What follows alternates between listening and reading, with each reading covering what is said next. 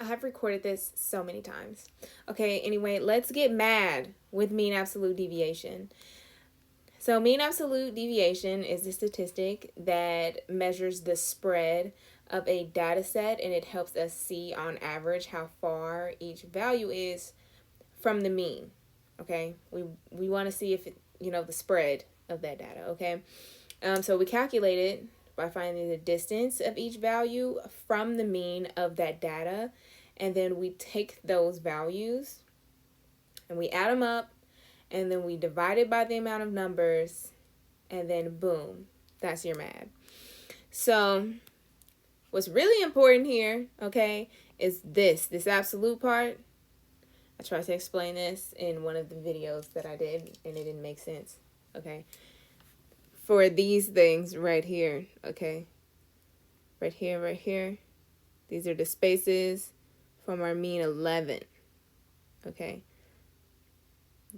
10 is 1 from 11, and 12 is 1 from 11, okay?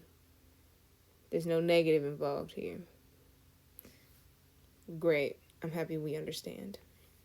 Okay, so we have our data, our values. Here we have 7, 9, 12, 13, and 14. We add all those up. This is us finding our mean. We add all those up. We get 55. And there are 5 numbers in this data set, so we divide that by 5, and we get our mean of 11. That's where I got this number from. So we want to find the distance of each of these data set points from our mean 11. So 7 is 4 values from 11, 9 is 2 from 11, 12 is 1 from 11, 13 is 2 from 11, 14 is 3 from 11.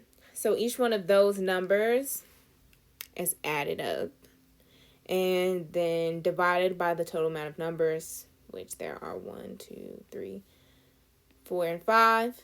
So we divide that number by 5, which is 12, and we divide that by 5, and we got our MAD of 2.4. Okay, now we have an example to try. So we have the data values 5, 9, 7, 8, 10, and 9. Now you can pause right now and try this on your own. Or if you don't want to do that, you can watch me go over it. But I would really want you to try it yourself. So, pause the video. Okay. Thank you for doing that. So first, let's find our mean. So first, we have our numbers 5, 9, 7, 8, 10, and then another 9. And when you add all of these up, you get 48. Now, there are 6 of these numbers in this data set. So I'm dividing that 48, that sum, by 6. And 48 divided by 6 is 8. So now we want to find the distances of each of these values from 8. So I'm going to put them in the corner of the little boxes. So 5 is 3 values from 8. No, that's not right. 3 from 8. 9 is 1 from 8. 7 is 1 from 8. 8 is 0 from 8. 10 is 2 from 8. And 9 is 1 from 8. If you want to do it on a number line, you can. So you have 8. Then you have 7, 6, 5, 9, 10, 11. And so you would have 5 would be 1, 2, 3 spaces from 8. And then you'd have 7, which is 1 space from 8. And this is 9, and it's 1 space. 8 is 8. And 10 is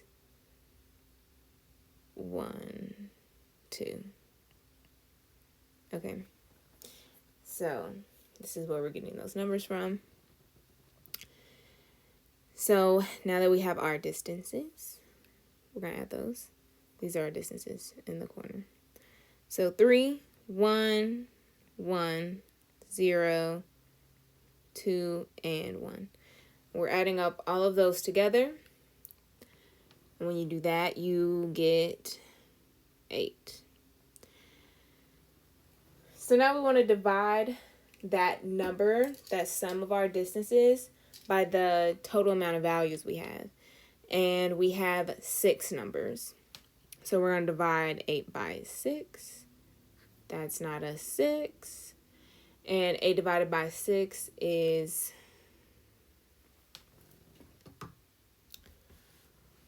8 over 6. We can just leave it like that. I'm going to leave it like that. It's about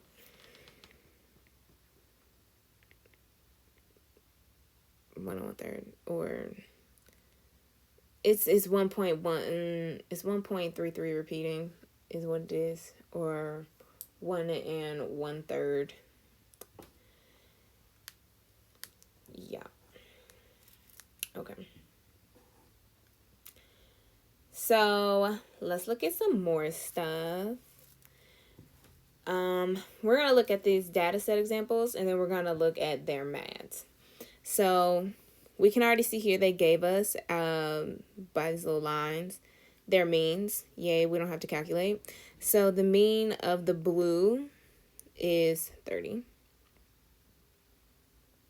So this 10, now we just have to calculate the distances and stuff.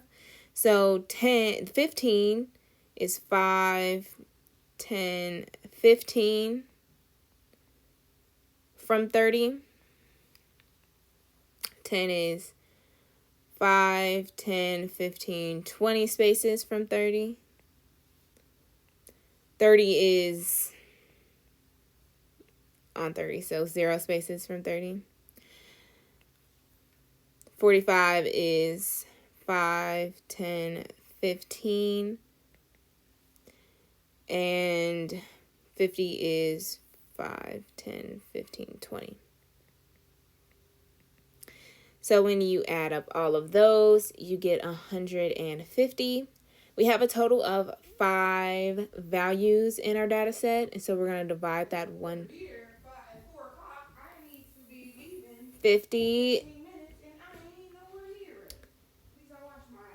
And we get 30. Oh, no. Oh, my goodness. Wait. You get 70.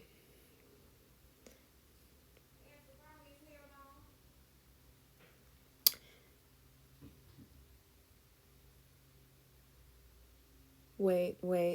No, wait. That's not it. Looking at the other numbers.